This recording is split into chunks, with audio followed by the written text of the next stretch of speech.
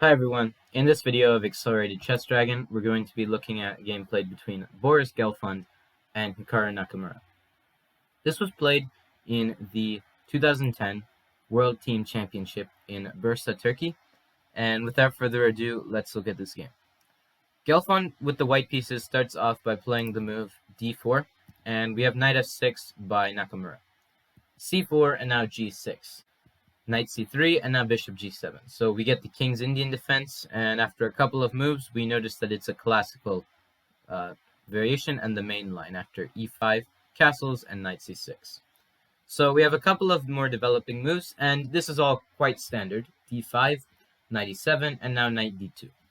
And this is a very common idea where white wants to go for the move f4, and black wants to go for the move f5. White also wants to go for moves like b4 in this position, and that is what Gelfand ends up doing. So knight e8 at b4, and Nakamura strikes with the move f5. c5 is played by Gelfand, and now knight to f6, going for this e4 pawn. And if this e4 pawn is severely weakened, then this d5 pawn will also be very weak later on. But Gelfand defends, and instead of deciding to take the pawn on e4, Nakamura decides to play the move f4. And this is a pretty interesting decision. He decides to lock the position up a bit more, perhaps make this bishop a bit worse, and he closes the position up with ideas like maybe knight h5, g5, and then trying to get an attack later on. So here knight c4 is played by Gelfand. After knight c4 is played, g5, so Nakamura goes straight for an attack. And the interesting thing about this game is how Nakamura doesn't care at all about what's happening on the other side of the board, but he just proceeds to go on with his attack. Like, he's only going to focus on another thing once he's done with his attack. So a4 is now played by Gelfand, knight g6, and now bishop to a3. Developing the bishop out this way because obviously it can't get out that way. So rook f7, b5, and now d takes c5. So Nakamura gets the pawn, and now bishop takes c5. h5, and he just wanted to relieve some of the tension that was going on, since bishop a3 was mainly trying to prepare b5, which would then prepare c takes d6. So with d takes c5, Nakamura gets rid of any plans that Gelfand had of trying to get somewhat of a queenside breakthrough. So bishop c5, and now h5, a5, and g4.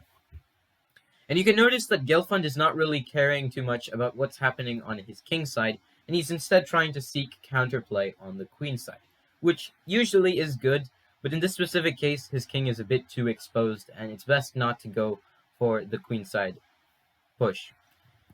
b6 was played, though, and g3. Now, after g3 is played, king to h1 was played by Gelfand. And Gelfand tries to sidestep all of the ideas, but now comes the move bishop f8. He tries to trade this bishop on c5, which could later be doing a good job guarding maybe this h2 pawn on g1, because he knows that that's one of the key defenders, so he obviously wants to get rid of it. Gelfand plays d6, and he tries to push his pawn, and he tries to prevent the exchange of bishops. A takes b6, and now the bishop goes all the way back. Gelfand does not worry about the pawns, and neither does Nakamura. He goes knight h4, and he's going straight for the king's heart. The rook goes to e1, and here, if you were playing as Nakamura, what would you do here?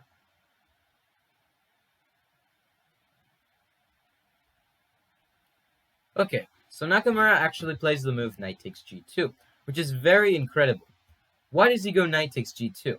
Well, because if king takes g2 is played, after Nakamura places his rook on the g-file, this rook is having a very influential power towards the g-file, with the inclusion of this bishop on c8 later coming on to h3 later on in the game. So after knight takes g2, Gelfand doesn't take the knight. Instead, he goes d takes c7. But here, what would you play if you were Nakamura?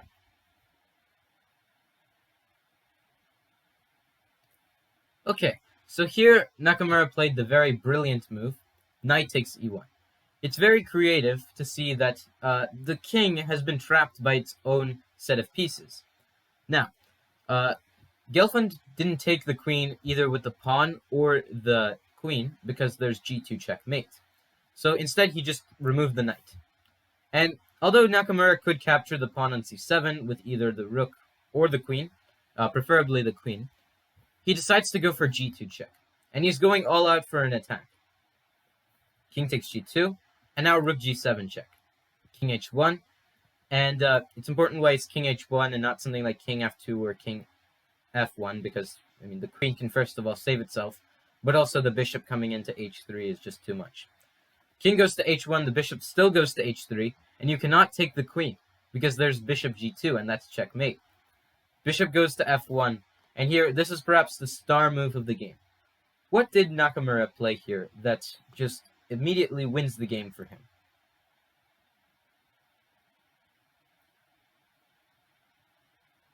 Okay, so Nakamura actually played the very brilliant move, queen d3. And it's very nice to see how all of the pieces are just taking advantage of this overloaded bishop on the f1 square. This bishop is overloaded because if you capture the queen, you'll get checkmated. But if you just don't do anything, then you're still most likely going to get checkmated. Here, if you play the move bishop takes d3, you obviously get checkmated via bishop g2 mate. And if you play bishop takes h3, then just queen takes f3 check. Bishop can block, but you're just going to get checkmated after queen takes g2, and this is mate. So, after queen d3, here, Gelfand decided to play the move knight takes e5. After knight takes e5, obviously he's trying to at least win as many pawns as he can, and now maybe if Nakamura moves the queen, he can capture the bishop on h3, and he has an okay game. But Nakamura doesn't move the queen away. Instead, he plays the very brilliant move, bishop takes f1. Why is this played? Well, because if you capture the queen now, still, this bishop g2 is a very devastating threat. So, queen takes f1, but now you lose the knight. Rook c1, you lose the other knight, because otherwise you don't get any counterplay. This pawn will fall, and Gelfand's last hope just is crushed like that. So he tries rook c1, but after queen takes e5, c8 queen, he gets rid of the queen. But if you look at it now, Nakamura is just up a piece, and there's really nothing that he can't do now. Because with the extra piece, he can easily maneuver it around the board, like knight h7, knight g5, and then maybe h4, h3, and take advantage of the weaknesses that Gelfand has. And after queen e6, Gelfand actually resigned the game because, first of all, there's b takes a5, and secondly, there's nothing that's going to work anymore. In fact, there are new threats that Nakamura now has, like knight takes e4, and after f takes e4, queen takes e4 check. Gelfand has absolutely nothing he can do at all. So that's why after queen e6, he resigned the game, and a very brilliant victory to Hikaru Nakamura. So I hope you all enjoyed the video, and if you have any suggestions or feedback for me, please let me know in the comment section, and stay tuned for more chess.